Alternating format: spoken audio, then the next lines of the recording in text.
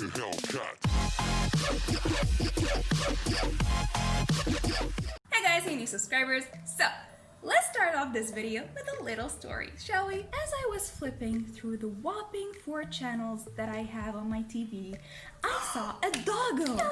And of course, you gotta watch a movie that has a doggo in it.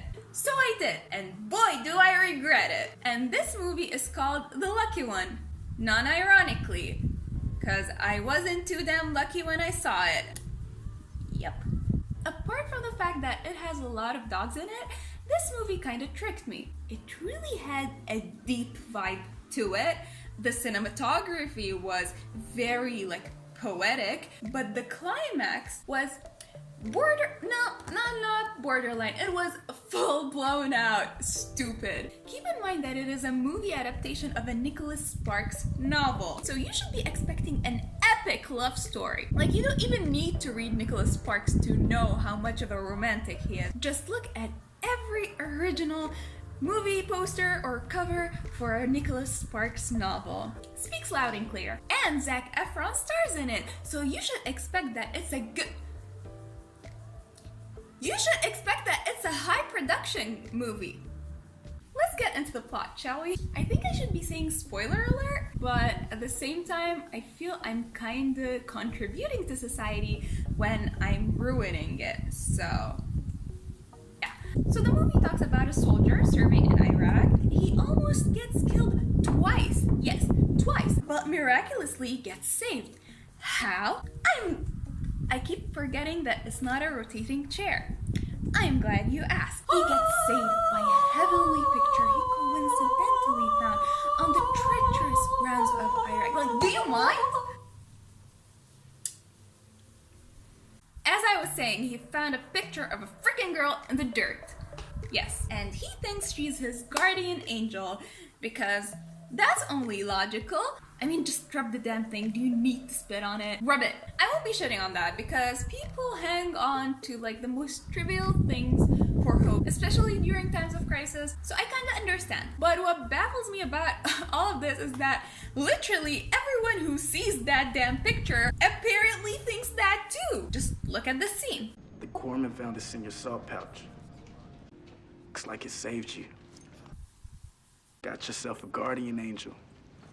Yes, the first thought any sane person would have when seeing a picture in someone's trousers is that this picture has magical shielding powers, obviously. And you may ask, how did that picture end up there in the first place? Well, her brother was in the Marine too, and she gave the picture to him to stay safe.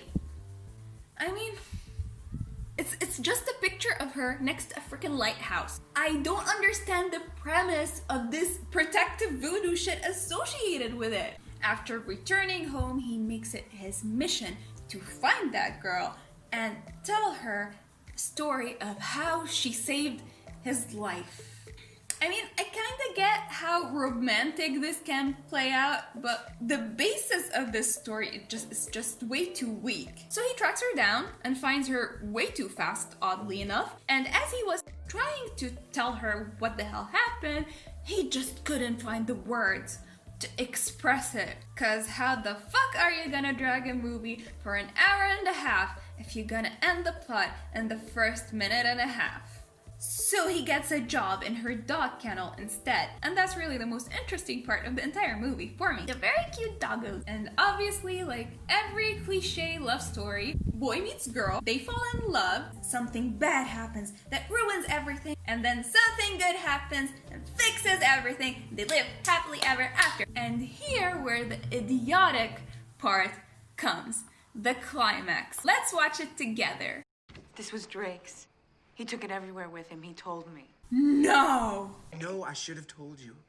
I tried. I didn't know how. It was meant to keep him alive. I wish it had. How dare you stay alive instead of her brother? You should go.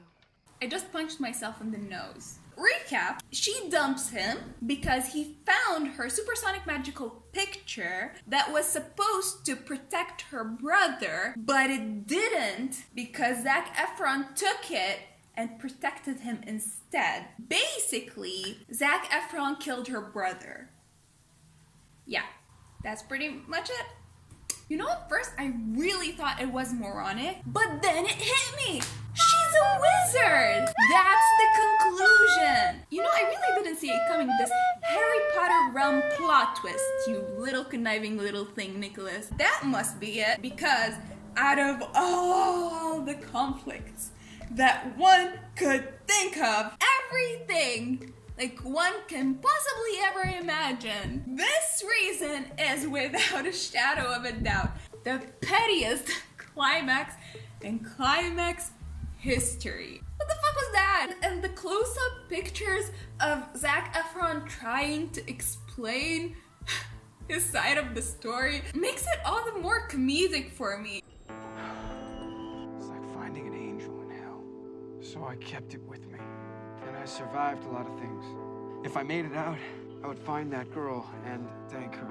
How could they keep a straight face while acting through that scene? Like, I just could not take this movie seriously. And at first I was like, maybe I got it wrong. Maybe I understood this wrong. I mean, English is not my first language, so maybe I interpreted this scene inaccurately, but no. No. Look at this scene. So, you're saying Drake died so that Logan could live? This is a grown-ass 26-year-old woman. Her sense of logic is frightening, and she's a mom. She's a mother. So you would think she would have a slight sense of wisdom, like logic. But no, she has the brain capacity of a 3-year-old.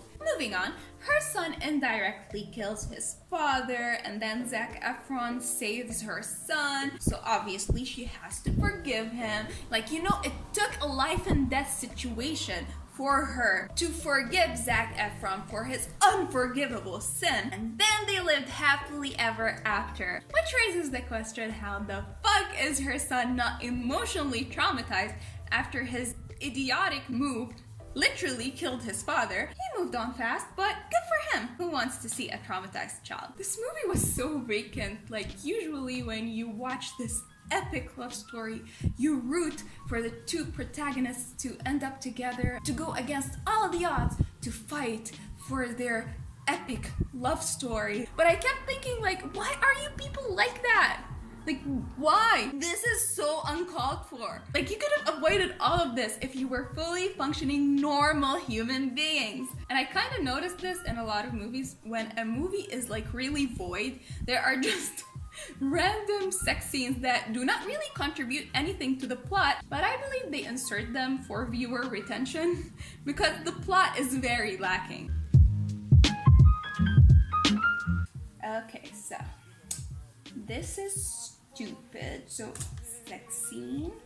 This does not make sense, so insert sex scene. And what the fuck is going on over here? Okay, insert sex scene. Longest one over here. Yep. This movie got 20% on Rotten Tomatoes. It really doesn't surprise me. I feel it's very fitting. You know, I've always thought that stupid movies are those really cliche, low-budget Christmas movies that are just like very idiotic. But no, there's also this genre, this stupid-ass shit that has a budget of $25 million. I actually found a couple other movies that are kind of like that, but we'll leave them for another time. So this is it for my video, guys. I really hope you enjoyed it, and as always, if you like this video, please give it a thumbs up. If you like my channel, please subscribe, and I'll see you soon with more videos. Bye! Ow! My nose! My nose! Oh, I hit my nose so hard. Fuck. Oh, we deserve that. I really deserve